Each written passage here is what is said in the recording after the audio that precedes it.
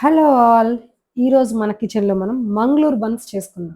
ఎప్పుడు ఆ ఇడ్లీ, దోస, పూరి, ఊతప్పం ఇవేనా? వెరైటీగా ఇలా ఏమైనా కొంచెం స్వీట్‌గా, చట్నీతో తింటే కొంచెం కారంగా, ఎంతో టేస్ట్‌గా ఉండే మంగళూరు బన్స్ ఈరోజు చేసేసుకుందాం.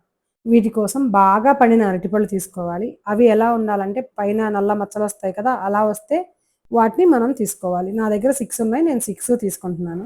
ఇలా బాగా పండిన అరటిపళ్ళు తీసుకోవడం వల్ల బన్లు సాఫ్ట్‌గా వస్తాయి. అలాగే మనం షుగర్ గానీ, బెల్లం గానీ యాడ్ చేసుకోవాల్సిన అవసరం ఉండదు. నేనిక్కడ పచ్చరటి తీసుకుంటున్నాను. వీటిని మేము పచ్చరటి అంటాం. మీరేమంటారో నాకు కామెంట్ చేయండి.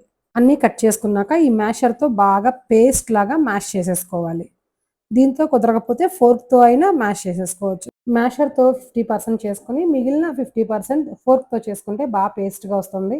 ఇదంతా లెంగ్తీ ప్రాసెస్ అనుకుంటే మీరు మిక్సీలో వేసేసుకొని కూడా పేస్ట్ చేసేసుకోవచ్చు.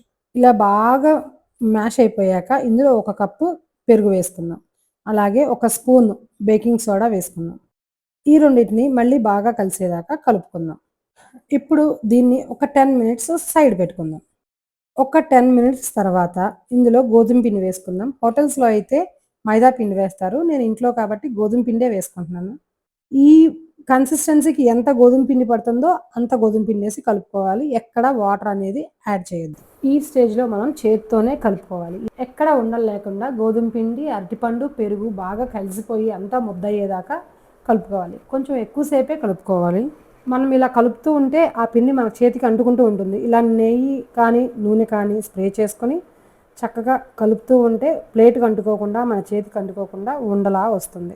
ఇదంతా లెంగ్తీ ప్రాసెస్ అనుకుంటే మీకు గనక బ్లెండర్ ఉంటే బ్లెండర్‌లో అన్నీ ఒకేసారి వేసేసుకొని కూడా మీరు కలిపేసుకోవచ్చు. ఇలా ఉండలా వచ్చిన దాన్ని మూత పెట్టుకొని ఒక 3-4 అవర్స్ పక్కన పెట్టుకోవాలి. అదే మార్నింగ్ చేసుకోవాలి అనుకుంటే నైట్ చేసేసుకొని ఫ్రిడ్జ్‌లో పెట్టేసుకోవచ్చు. మార్నింగ్ లెగంగానే టిఫిన్‌లా చేసేసుకోవచ్చు. నేను నైటే చేసేసి పెట్టుకున్నాను మార్నింగ్ చేయటానికి. చూసారా ఎంత బాగా ఫర్మెంట్ అయిపోయిందో. ఇప్పుడు దీన్ని ఇంకొకసారి బాగా కలుపుకొని చిన్న చిన్న ఉండల్లా చేసుకొని పూరీలా అయినా ఒత్తుకోవచ్చు. నేనైతే కొంచెం 2 పూరీలు అయ్యేంత పెద్దగానే చేసుకొని చిన్న కప్పుతో నేను రౌండ్‌గా షేపులు కట్ చేసుకున్నాను. అదే మైదాతో చేస్తే కొంచెం మందంగా చేసుకొని చేసుకోవాలి. అప్పుడు నిజంగా బన్‌లాగా కొంచెం మందంగా వస్తుంది. కానీ నాకెందుకో అంత మందంగా ఉంటే నాకు టేస్ట్‌గా అనిపించదు. అందుకని కొంచెం పలచగా ఇలా పూరీలాగే చేసుకుంటాను నేను. ఇలా పలచగా చేయటం వల్ల పూరీలు బాగా పొంగుతాయి కూడా. మందంగా చేస్తే కొంచెం లోపల సుద్దగానే ఉండిపోతుంది. పూరి పొంగదు, టేస్ట్‌గా కూడా అనిపించదు. ఇలా చేసుకున్నప్పుడు వేడివేడిగా తినేస్తేనే బావుంటుంది. ఆరిపోతే మనకంత టేస్ట్‌గా అనిపించవు. అంతేనండి సింపుల్. వేడి మంగళూరు బన్స్ రెడీ అయిపోయాయి. ఈ మంగళూరు బన్స్‌ని కొబ్బరి చట్నీతో గానీ, పల్లీల చట్నీతో గానీ తింటే చాలా టేస్ట్‌గా అనిపిస్తుంది. అలా లేదు ఈవినింగ్ స్నాక్స్‌లా చేసుకొని టీతో పాటు తిన్నా కూడా చాలా బావుంటుంది. నాకైతే ఇవి కొబ్బరి చట్నీతో చాలా ఇష్టం. ఎప్పుడూ ఆ బోర్ కొట్టే ఇడ్లీలు, దోసలే కాకుండా ఇలా వెరైటీగా ట్రై చేయండి. మీకు ఏ కాంబినేషన్‌లో నచ్చుతాయో నాకు కామెంట్ చేయండి. Thank you for watching.